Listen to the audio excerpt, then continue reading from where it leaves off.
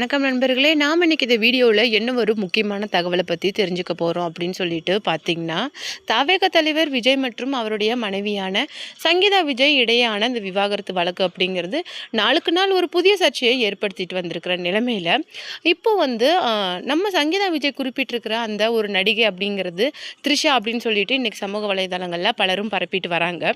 அந்த நிலையில் இப்போ ஏஜஸ் திருமணத்துக்கு நடிகை த்ரிஷாவோட தாவேகா தலைவர் விஜய் வந்தது அது பெரிய சர்ச்சையை ஏற்படுத்துது.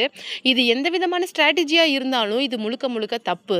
அது அவருடைய இமேஜை கொஞ்சம் குறைக்கிற மாதிரி செயலாக தான் எல்லாராலையும் பார்க்கப்படுது அப்படிங்கிற மாதிரி பேசப்பட்டுச்சு. இந்த நிலையில் இந்த திருமணத்துக்கு 2 பேரும் ஒரே காரில் ஒரே ட்ரெஸ் கோட்டில் வந்தது எப்படி இருந்தது அப்படின்னு சொல்லிட்டு பார்த்தீங்கன்னா, ஆர்த்தியும் அவருடைய ஹஸ்பண்டுமான ஜெயம் ரவி விவாகரத்துக்கு அப்புறமேலு கெனிஷா கூட திருமணத்துக்கு கல்பாத்தி அகோரம் திருமணத்துக்கு வந்த மாதிரி இருந்தது அப்படின்னு சொல்லிட்டு பலரும் தவேக தலைவர் விஜயோட ஜெயம் ரவியையும் கெனிஷாவையும் வச்சு ட்ரோல் பண்ணிட்டு இருந்தாங்க. இந்த நிலையில தான் ஜெயம் ரவியும் சரி ஆர்த்தி ரவியும் சரி அவங்க 2 பேருமே இந்த விஷயத்துக்கு தனித்தனியாக தன்னுடைய கருத்துக்களை பதிவு பண்ணிட்டு வந்தாங்க.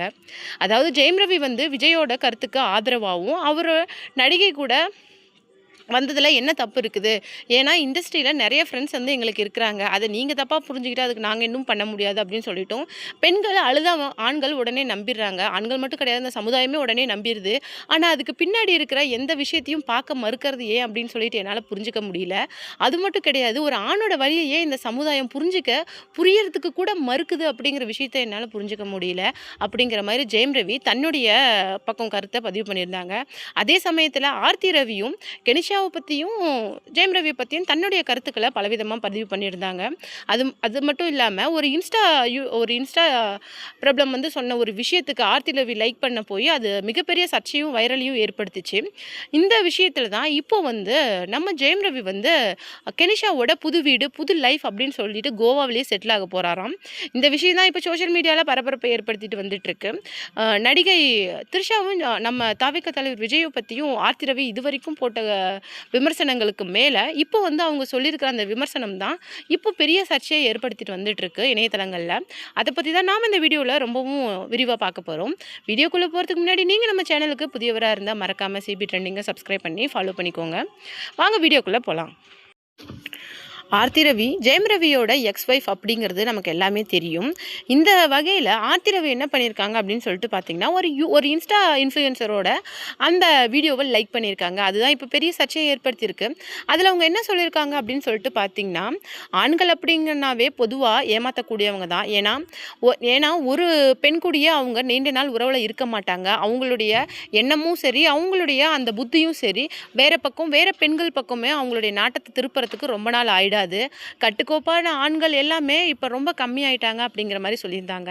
அது மட்டும் இல்லாமல் ஒரு பெண்ணை ஏமாத்தின ஆண் இன்னொரு பெண்ணை ஏமாத்துறதுக்கு ரொம்ப நேரம் ஆயிடாது. அந்த 2வது பெண் ரொம்ப சந்தோஷப்பட வேணாம். அந்த முதல் பெண்ணை ஏமாத்துற நபர் இருக்கிறாங்கல்ல, அந்த ஏமாத்துறவங்க கூட தான் நீ உன்னுடைய வாழ்க்கையை தொடங்க போகிற அப்படிங்கிறத நீ நினைவில் வச்சுக்கோ. ஏன்னா இதில் ஒரு பெருமையும் கிடையாது. எப்போவுமே பெண்கள் ஒரு விஷயத்தில் ஒரு போட்டியோட மனப்பான்மையோடு தான் இருப்பாங்க. அந்த வகையில் அந்த பெண்ணை விட இந்த ஆண் தனக்கு முக்கியத்துவம் கொடுக்குறான் அப்படிங்கிற அந்த சின்ன ஒரு விஷயம் மட்டும்தான் அந்த பெண்களுக்கு இருக்குமே தவிர, அவர் உண்மையாக லவ் பண்ணுறாரா இல்லை அவருடைய உண்மையான சாய்ஸ் நாமளா அப்படிங்கிற அந்த எந்த விஷயமுமே அவங்க கண்ணுக்கு அப்போதைக்கு படாது. ஏன்னா மேபி லேட்டர் லைஃப்பில் அவங்க அதை புரிஞ்சுக்கிட்டாலுமே அப்போதைக்கு அந்த பெண்ணுக்கு தெரிஞ்சும் தெரியாமலும் அந்த ஆண் தனக்கு கொடுக்குற ப்ரிஃபரன்ஸை தான் அவங்க ரொம்பவும் ப்ரையாரிட்டிஸ் பண்ணி நினைப்பாங்க. அதனால தான் அவங்களுக்கு அந்த இல்லீகல் ரிலேஷன்ஷிப்புங்கிறது அந்த பொண்ணுக்கு பிடிக்குது.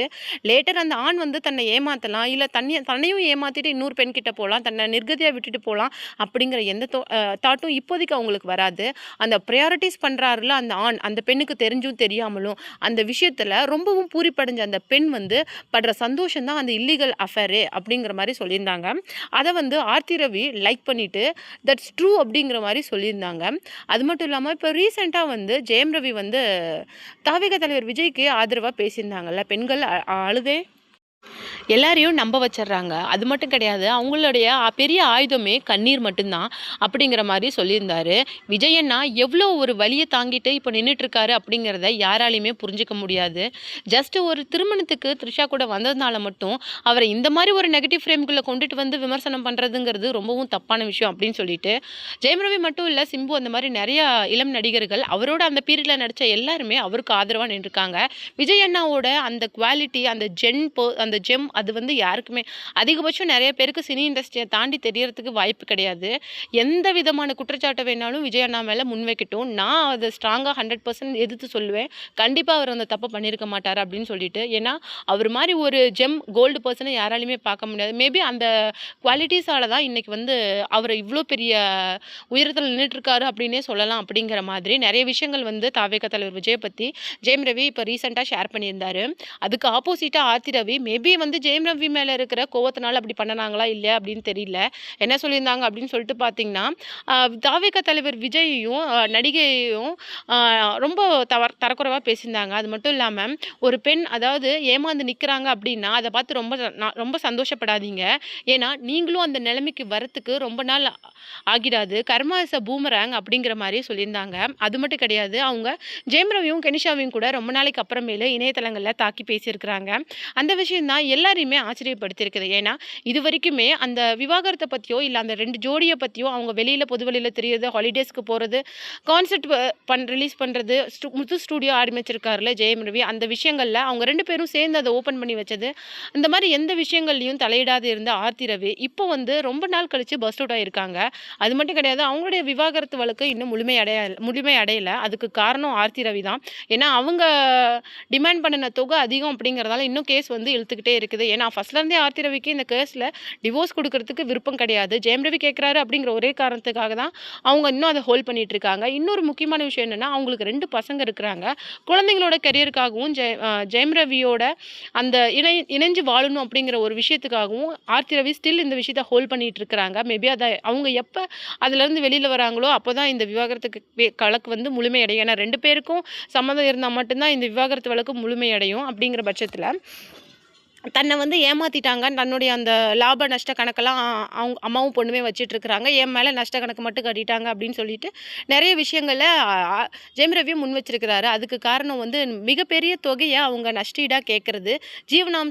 ஜீவனாம்சமாவும், மாசத் தொகையாவும் பெரிய ஒரு அமௌண்ட்ட வந்து கேட்கறதுக்கு தான் ஜெயம் ரவி வந்து இந்த மாரி ஃபைல் பண்ணியிருக்கிறாரு. இந்த விதத்தில ஆர்த்தி ரவி வந்து கெனிஷாவ பத்தி என்ன சொல்லியிருக்காங்க அப்படின்னு சொல்லிட்டு பார்த்தீங்கன்னா, அ ஏமாத்துற ஆண்கள் வந்து இருக்கிற வரைக்கும் ஏமாந்து போற பெண்களும் இருந்துகிட்டு தான் இருப்பாங்க. நான் ஏமாந்ததாவே இருக்கட்டும். அதுல எனக்கு எந்த விதமான வருத்தமும் கிடையாது. ஆனா, என்ன மாரியே நீயும் ஒரு நாள் ஏமாந்து நிப்ப. அப்போ உன் கூட யாருமே துணை வரமாட்டாங்க அப்படிங்கிற மாரி தன்னுடைய ரொம்ப பெரிய கோவத்த அவங்க மேல காட்டியிருக்கிறாங்க.